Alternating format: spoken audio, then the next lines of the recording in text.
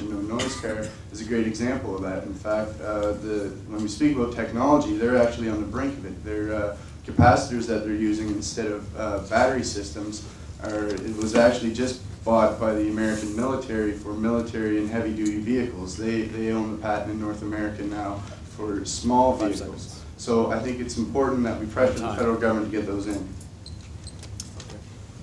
I just want to speak on the public transit issue that you raised, and it's certainly a central part of the Liberal plan.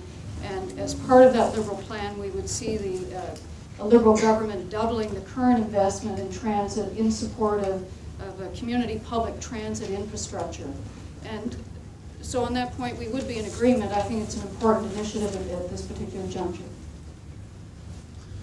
And if we're going to talk about public transit, then I think we really have to start talking about a railway system in the province. That seems to be an ideal situation. I think we all agree that it's not good to have electric vehicles and a train that might presumably run off electromagnetics if it's being being fueled by coal. So we have to work with Nova Scotia Power to get rid of that, and maybe the feed-in tariffs is the answer, but we definitely have to look at the train system if we're talking public transportation. Yeah, although trains are actually probably here, it's more about goods than they are about passengers, and I think but it's certainly true that they're much more energy efficient than the alternatives for moving goods around. I certainly agree. David and I both could have taken a train from the Valley down here today.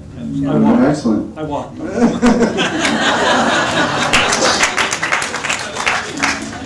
And Howard, Brendan and I are jealous that you were able to walk. Well, the fact that I was able to walk. I've hitchhiked it before, but never walked. And Howard, the next one's going to be at Acadia. Okay. The fact that I can walk means that I happen to have to be able to live on the peninsula, and it makes sense to think about designing our cities so that more and more people, in fact, can live within areas that have walking access to the things that they need, whether it's a university or the shopping that they need or any of the other services that they need. That's what makes a lot of sense. Yeah, I agree. Yeah, we have to start planning that way and planning our communities like that for sure. I take note that I got agreement with point number 3 of the sustainable transportation policy, and it's good to see there's all-party agreement. I think there's all-party agreement. There's all-party agreement that you produce one, that's right.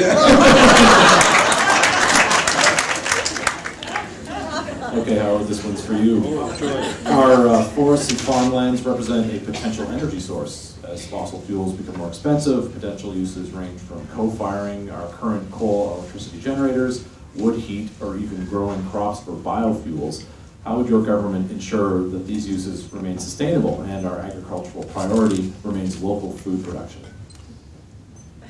Okay, the last one just roped in a number of extra things here, but we're certainly in favor of biomass. Biomass means essentially using wood waste, if there is any, and there usually is, as an energy source. That makes sense. It particularly makes sense for some pulp and paper plants, which do generate a lot of waste along those lines.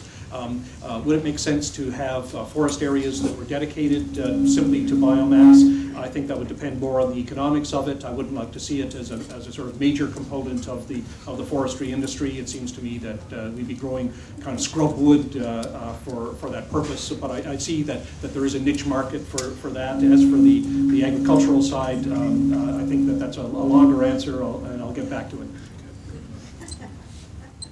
Yeah, I listened to a fascinating presentation from some scientists about a year ago at a Minister of Natural Resources meeting, and they were talking about basically biomass, grasses and fiber, wood fiber, as being the future of security of energy supply. But the interesting thing here is it's based on the premise that if you cut a tree down, as long as you plant it, the CO2 that you release by burning the biomass will be absorbed back in by the new tree, so it's treated as a zero emission. But there are opportunities there. I know that Nova Scotia Power is very interested in trying to meet some of its targets through biomass, and we've had those discussions.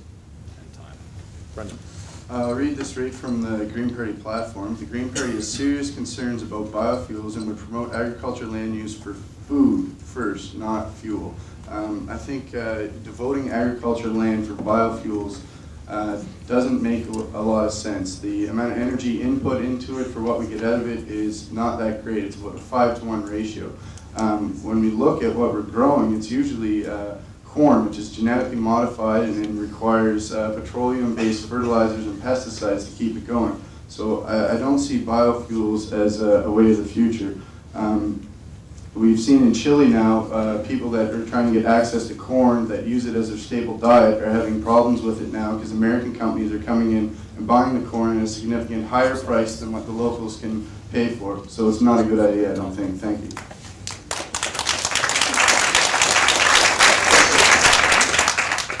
Thank you. Well, I would have to say that from a Liberal platform point of view, biomass fuels are not part of that platform. Liberals are focusing on secure, reliable, renewable resources, and we see that as part of the future. We see that as the future. We see the Lord Churchill project as a key component of the future vision of fuels in Nova Scotia. Thank you. Or energy. Okay, my earlier answer, I was clearly focused on forestry byproducts, not on agricultural biomass. Talking about the agricultural side of it, I think Brendan's entirely correct that the emphasis should be on agricultural lands, on food, not so much on fuel.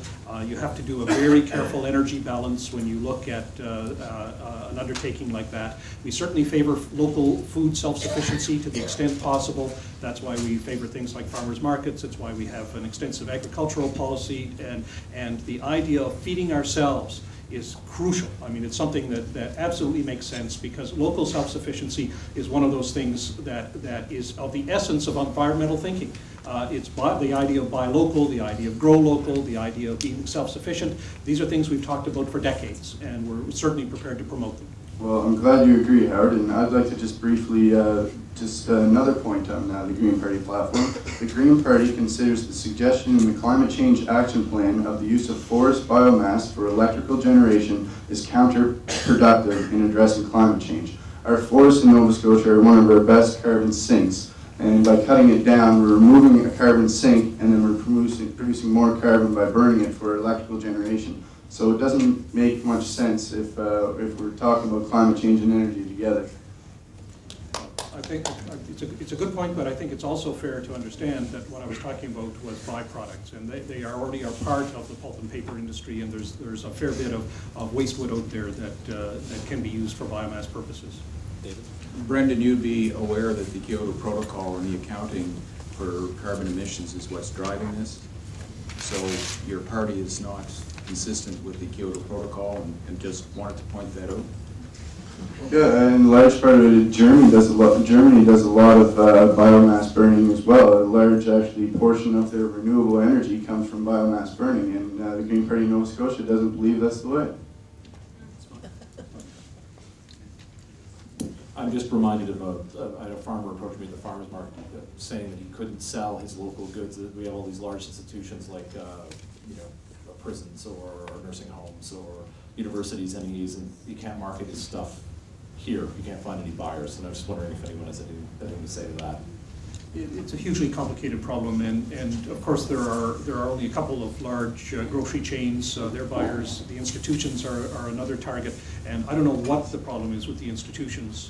With the grocery stores, they're involved in mass marketing. They want a certain volume of supply, and they want it at certain prices, and it's an international market. So there's high competition, and this is not an easy problem to solve. But marketing boards are one aspect, because we certainly get that for our dairy products, and we should look at protecting and, if possible, expanding those.